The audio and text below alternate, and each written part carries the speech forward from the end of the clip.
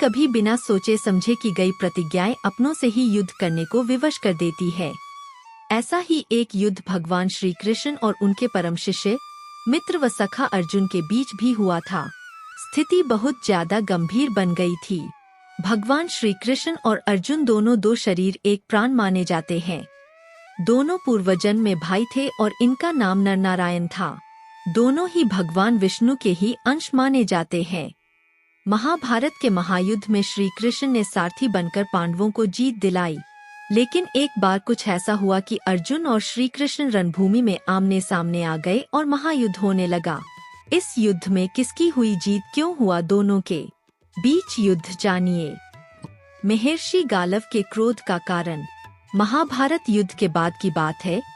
महर्षि गालव सुबह के समय स्नान के बाद सूर्य को जल अर्पित कर रहे थे। उसी समय वायु मार्ग से गुजर रहे गंधर्व चित्रसेन का थूक उनकी अंजलि में गिर जाता है। इससे महर्षि गालव बहुत क्रोधित होते हैं। वह खुद उसे शाप न देकर दंड दिलाने के लिए श्री कृष्ण के दरबार में पहुँचे। महर्षि की बात सुनकर उनका आदर करते हुए श्री कृष्ण ने 24 घंटे के अंदर चित्रसेन का वध करने का वचन महर्षि को दे दिया। नारद मुनि करने लगे सूचना का आदान प्रदान। उधर जैसे ही नारद मुनि को इस बात का पता चला, वह चित्रसेन के पास पहुँचे और उनसे कहने लगे, जो भी दान पुण्य करना चाहते हो कर लो, क्योंकि स्वयं श्री कृष्ण कुछ ही घंटों में तुम्हें मृत्यु द्वार भेजने वाले हैं। यह सुनकर चित्रसेन घबराए और तीनों लोक में शरण मांगने लगे, लेकिन किसी ने उन्हें अपने यहाँ शरण नहीं दी। आखिर श्री कृष्ण से वैर कौन लेता। अंत में गंधर्व अपने परिवार सहित फिर से नारद जी की शरण में लौटे और उन्हीं से कोई समाधान देने की विनय की। गंधर्व की विनती पर नारद जी को दया आई और उन्होंने चित्रसेन से कहा कि तुम अपने परिवार सहित आधी रात को इस जगह पर यमुना के किनारे विलाप करना। एक महिला यहाँ आएगी जो तुम्हें विलाप करता देख तुमसे कारण पूछेगी, लेकिन जब तक वह तुम्हारी सहायता का प्रण न ले तुम उसे अपनी समस्या मत बताना। चित्रसेन तैयार हो गए। नारद जी पहुँचे श्री कृष्ण की बहन के पास। फिर नारद जी श्री कृष्ण की बहन और अर्जुन की पत्नी देवी सुभद्रा के पास पहुँचे और उनसे कहा कि आज बहुत ही शुभ तिथि है। आज मध्य रात्रि में यमुना में स्नान करना और दीन का दुख दूर करने पर अक्षय लाभ की प्राप्ति हो सकती है। इस पर सुभद्रा रात को अपनी 2 सखियों के साथ यमुना में स्नान के लिए पहुँची।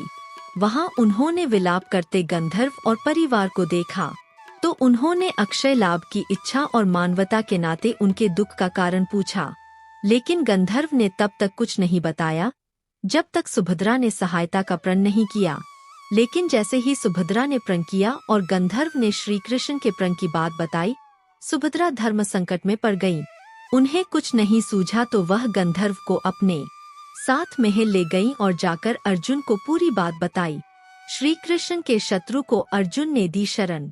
अर्जुन ने कहा, चिंता न करो, अब चित्रसेन हमारी शरण में है तो इनकी रक्षा हमारा कर्तव्य है।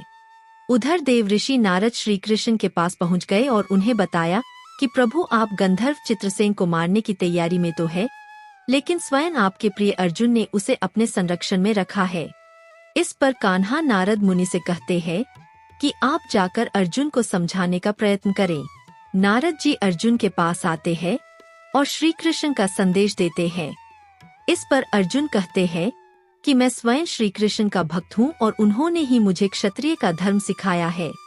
मैं उनमें समर्पित रहकर ही अपनी शरण में आए व्यक्ति की रक्षा करूँगा। स्वयं शिव को होना पड़ा प्रकट। अर्जुन और श्री कृष्ण युद्ध भूमि में आमने सामने थे। दोनों के बीच भीषण संग्राम होने लगा। श्री कृष्ण ने सुदर्शन चक्र छोड़ा तो अर्जुन ने पाशुपातास्त्र छोड़ दिया। इस तरह विष्णु और शिव के अस्त्र आमने सामने हो गए। अर्जुन ने पाशुपातास्त्र शिवजी की तपस्या करके प्राप्त किया था। प्रलय को भांप महादेव वहां प्रकट हुए। उन्होंने दोनों अस्त्रों के वार को रोक लिया। फिर शिवजी भगवान श्री कृष्ण के पास पहुँचे और बोले, प्रभु आप तो भक्तों के रखवाले हैं। अपने भक्तों की खुशी के लिए वेद, पुराण और शास्त्र के साथ अपनी प्रतिज्ञा को भी भूल जाते हैं। ऐसा तो हजारों बार हुआ है। भगवान अब तो इस लीला का समापन कीजिए। तब श्री कृष्ण ने अर्जुन को गले लगाया और युद्ध को विराम दिया और सुभद्रा से बचा लिए सबके प्राण। इस पर महर्षि गालव को बहुत क्रोध आया। उन्होंने अपने तपोबल से चित्रसेन सहित श्री कृष्ण, अर्जुन और सुभद्रा को जलाकर भस्म करने के लिए अंजलि में जल ले लिया। जैसे ही गालव ने जल लिया, सुभद्रा बोल उठी, यदि श्री कृष्ण के प्रति मेरी भक्ति और अर्जुन के प्रति मेरा प्रेम सत्य है तो यह जल ऋषि के हाथ से पृथ्वी पर गिरे ही नहीं। ऐसा ही हुआ। जल पृथ्वी पर नहीं गिरा और गालव ऋषि ने स्वयं को बहुत लज्जित अनुभव किया। फिर प्रभु को प्रणाम कर वह अपने स्थान को लौट गए।